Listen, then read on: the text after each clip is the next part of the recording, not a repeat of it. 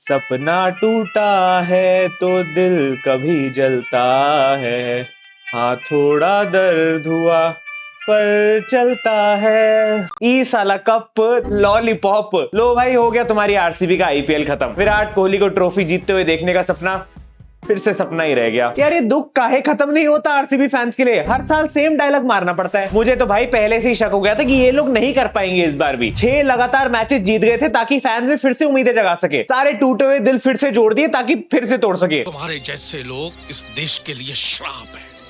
पहले सपने दिखाते हैं और फिर कहते कि नहीं, ऐसा नहीं हो सकता। इस मैच में फाइनली जाके लगा ना ओजी आरसीबी की कमबैक हुई। ओह सॉरी आरसीबी की। अभी तक इतना अच्छा मोमेंटम चल रहा था, सारे मैचेस जीत रहे थे, फैंस को खुश कर रहे थे, तो इनको कुछ सही सा नहीं लग रहा था। इसीलिए इस मैच में जाके चोक कर दिया ताकि सब कुछ बैक टू नॉर्मल हो जाए। बताओ, एलिमिनेटर में आके ऐसी परफॉर्मेंस देने के लिए इन लोगों ने पिछला मैच जीत के इतना सेलिब्रेट किया था। अरे इससे अच्छा सीएसके को ही आने देते, कम से कम थाला को फेयरवेल तो मिल जाता। मजा आ रहा है। मेरा जूस कहाँ गया? क्या बात है। एक और साल और फिर से फैंस को हार्ट, किडनी, लिवर जीत के ही एडजस्ट करना पड़ रहा है। इस टीम की किस्मत इतनी खराब है कि इन्होंने मेरी प्रेडिक्शन सही कर दी। रॉयल चैलेंजर बैंक के लोड़े हर बार एलिमिनेटर में आके हारते हैं। अब तो सब पूछ पूछ के थक गए हैं कौन से साल कप नाम दे। ना डीके भाई को खुद ट्रिब्यूट दे पाए, ना थाला को ट्रिब्यूट देने दिया। और हारे भी तो देखो किस टीम से, जो इस महीने एक भी मैच नहीं जीती थी, 4 लगातार मैच हारते हुए आ रही थी। किस्मत इतनी खराब थी कि फर्स्ट से थर्ड पोजीशन पे आके बैठ गई थी आरआर, और वो भी सिर्फ आरसीबी को एलिमिनेट करने के लिए। याद है ना टूर्नामेंट का वो फर्स्ट हाफ जिसमें आरसीबी से जो मैच खेलता था वो टीम फॉर्म में आ जाती थी, जो प्लेयर उनके अगेंस्ट खेलता था वो सेंचुरी लगा देता था। एकदम वैसी परफॉर्मेंस दी इन्होंने, और वो इसीलिए हुआ क्योंकि इनका आईपीएल तो पिछले मैच में ही खत्म हो गया था। सेलिब्रेट तो इन्होंने ऐसे किया था जैसे आईपीएल जीत ही गए हो। तो फिर से सीजन शुरू किया था ना, तो वो फर्स्ट हाफ वाली परफॉर्मेंस आ गई। ऐसा लग रहा था RCB has become the first team to lose the playoffs after winning the final. इनके पिछले मैच की वीडियो दिखा दोगे तो लगेगा आईपीएल तो ये जीते हुए थे। क्या जरूरत थी यार इतना ज्यादा सेलिब्रेट करने की? अब डबल ट्रोल हो गए सबसे। सीएसके के प्लेयर्स तक इनको नहीं छोड़ रहे यार। अब तुषार देशपांडे ने देखो क्या स्टोरी डाल दी है। ये सब इंस्टाग्राम टेलीग्राम पे डलता रहता है मैच के बीच में। डिस्क्रिप्शन वाले लिंक से ज्वाइन कर सकते हो। इनके चक्कर में थाला की फार्मिंग भी डिले हो जाएगी और उनको एक और सीजन खेलने भी आना पड़ेगा। अब तो भाई बस एक ही तरीका रह गया है ट्रॉफी उठाने का।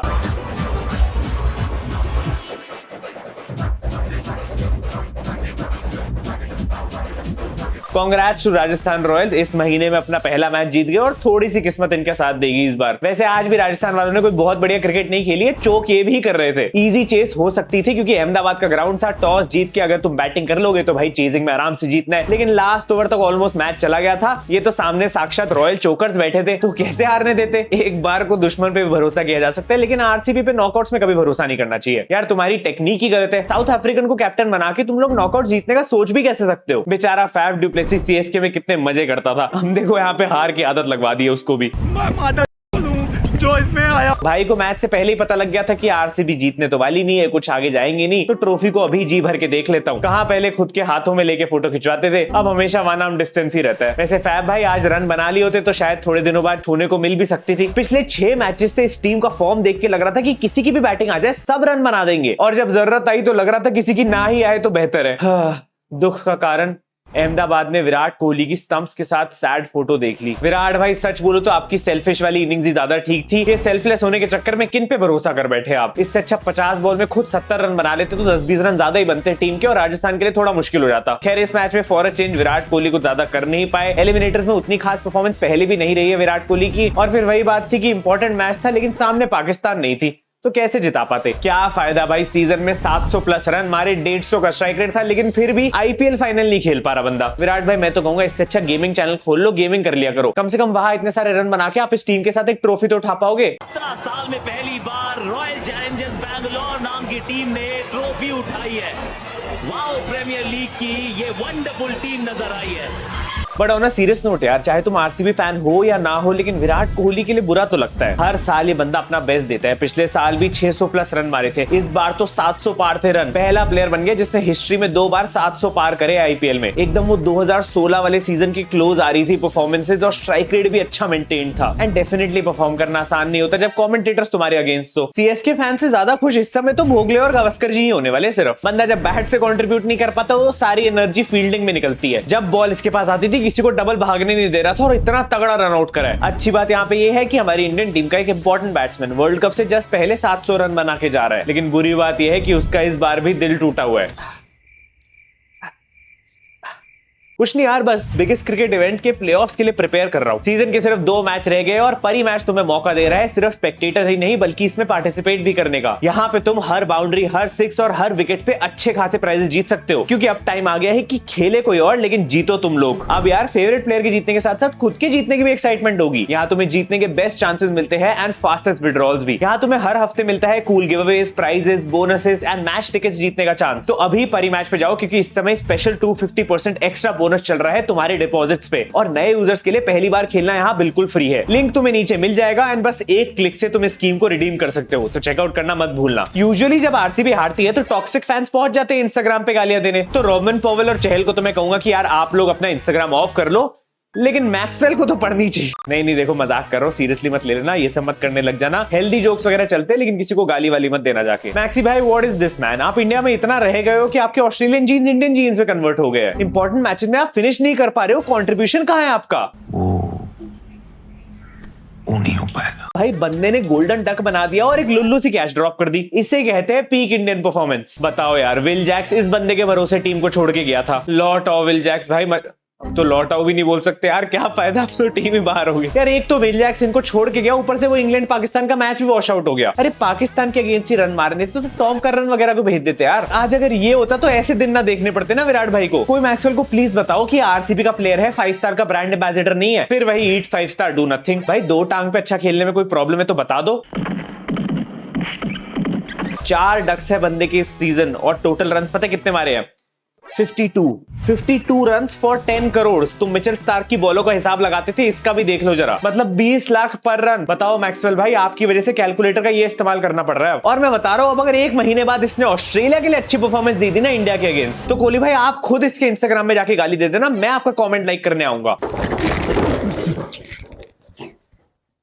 रजत भाई हम तो जोक मार रहे थे यार, आपने सीरियसली ले लिया। अब 50 आ ही नहीं रही है क्योंकि 5 50 हो चुकी है और 5 के बाद गिनती आती नहीं भाई को। अब इंपॉर्टेंट मैच था तो एक आध कंट्रोवर्सी होनी थी। डीके भाई की बैटिंग में एक नॉट आउट का डिसीजन आया था जो कि कंट्रोवर्शियल बन गया, क्योंकि अगर ध्यान से देखा जाए, जो कि अंपायर्स बिल्कुल भी नहीं करते हैं, तो भाई ऐसा लग रहा है वो बैट जो है पैर से लगा है जिस वजह से स्पाइक आया है एंड एलबीडब्ल्यू आउट हो सकते थे डीके भाई वहां पे। बट बेचारों की किस्मत इतनी खराब थी कि मौका मिला भी तो किसको? उसने जिसने 11 रन 13 बॉलों में बनाए हैं। क्लियरली अंपायर राजस्थान की तरफ से था, जानबूझ के नॉट आउट दिया है। बेचारे डीके भाई के लिए बुरा तो लग रहा है क्योंकि टीम भी हार गई और परफॉर्मेंस भी उतनी अच्छी नहीं आई, पूरा फेयरवेल मैच ही खराब हो गया। वैसे देखो इमोशनल मामला है, जोक्स तो नहीं मारने चाहिए, लेकिन आज की परफॉर्मेंस देख के लग रहा है डिसीजन अच्छा है डीके भाई। और बंदा हमारे देश और नेचर से कितना प्यार करता है, जाते जाते इतने सारे पेड़ लगा गया, और ट्रू जेंटलमैन। बट ठीक है, लास्ट मैच था, on a very serious note, we'll miss you DK भाई। एक सिराज ही था जिसने अपने आखिरी ओवर में थोड़ा सा गेम पलट दिया था 2 विकेट्स लेके, बट फिर वही पुरानी आदत, उम्मीद देके छीन ली। बस अच्छा इस बात का लगा यार, पॉजिटिव्स में यही लूंगा कि विराट और सिराज दोनों फॉर्म में लग रहे हैं, और सिराज ने सामने श्रीलंका ना होते हुए भी एक क्लच मोमेंट प्रोड्यूस कर दिया और अच्छी परफॉर्मेंस दे दी एकदम एंड के ओवर्स में। बस सिराज भाई कुछ चेंज मत करना, यही फॉर्म लेके आ जाओ वर्ल्ड कप। पर राजस्थान के यहाँ दाद देनी पड़ेगी क्योंकि वो लोग तब जीते हैं जब आधे से ज्यादा लोग चाह रहे थे कि वो हारे, या फिर उनके खुद के फैंस को उनसे उम्मीद नहीं थी। अश्विन अन्ना क्रूशियल मैच में player of the match, 4 over 19 run और 2 विकेट्स। ये बंदा चहल या अक्षर को बैक स्पैज्म दे के ही मानेगा। ट्रेंट बोल्ट भी एक बहुत बड़ा गेम चेंजर था, 4 ओवर में 16 रन और 1 विकेट। पहले 3 ओवर में इसने सिर्फ 6 रन दिए थे और 1 विकेट ली है। सोच लो भाई, अभी सिर्फ स्टार्क का खतरा नहीं है वर्ल्ड कप में,